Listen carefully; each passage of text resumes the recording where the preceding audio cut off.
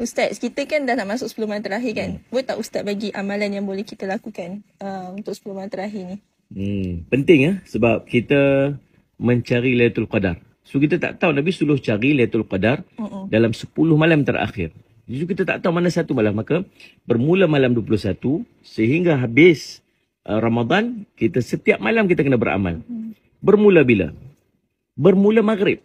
Nombor 1, Qabliyah maghrib. Kemudian salih alaihi Muhammad, solat maghrib berjemaah. Ba'diyah maghrib. Qabliyah isyak. Kemudian solat isyak kena berjemaah ni. Kemudian 4 rakaat ba'diyah isyak. Yang Nabi SAW sebut apa ni?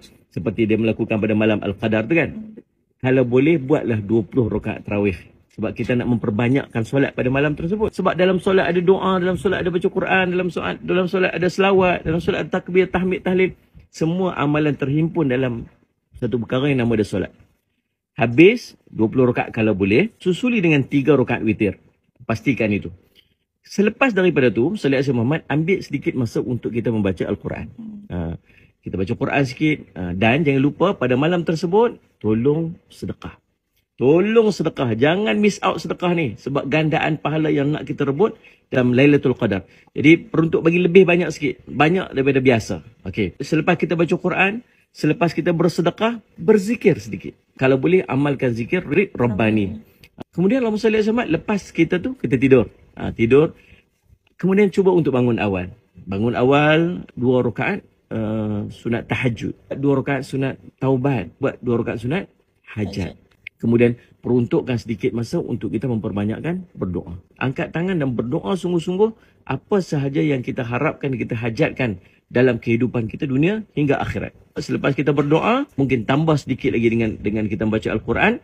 Kemudian kita bersahur. Dan selepas bersahur, ingat, tak habis lagi. Masuk waktu subuh, 2 rakaat qabliyah subuh dan solat subuh berjemaah. Dia masih duduk dalam lingkungan Lailatul Qadar tu.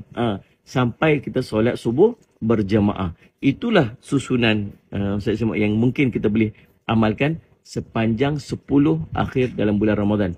Demikian kata ulama, dia juga terkait dengan siang pada keesokan harinya.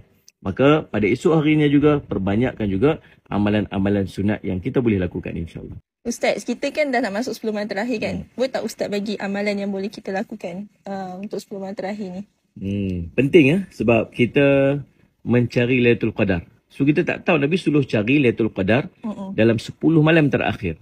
Jadi kita tak tahu mana satu malam. Maka bermula malam 21 sehingga habis Ramadan, kita setiap malam kita kena beramal.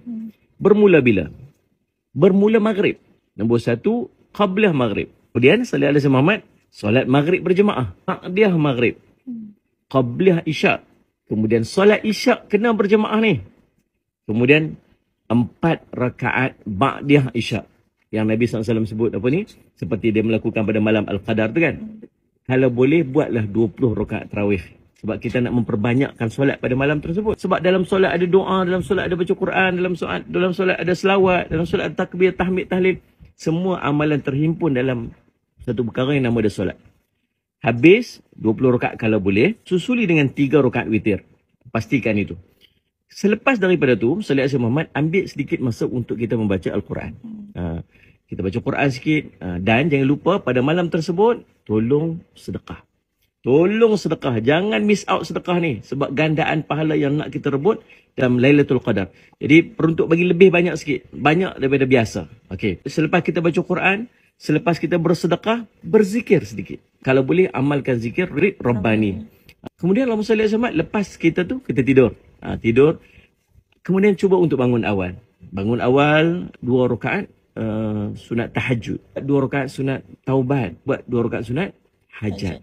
Kemudian peruntukkan sedikit masa untuk kita memperbanyakkan berdoa. Angkat tangan dan berdoa sungguh-sungguh apa sahaja yang kita harapkan, kita hajatkan dalam kehidupan kita dunia hingga akhirat. Selepas kita berdoa, mungkin tambah sedikit lagi dengan kita membaca Al-Quran. Kemudian kita bersahur. Dan selepas bersahur, ingat, tak habis lagi. Masuk waktu subuh, 2 rakaat qabliyah subuh dan solat subuh berjemaah.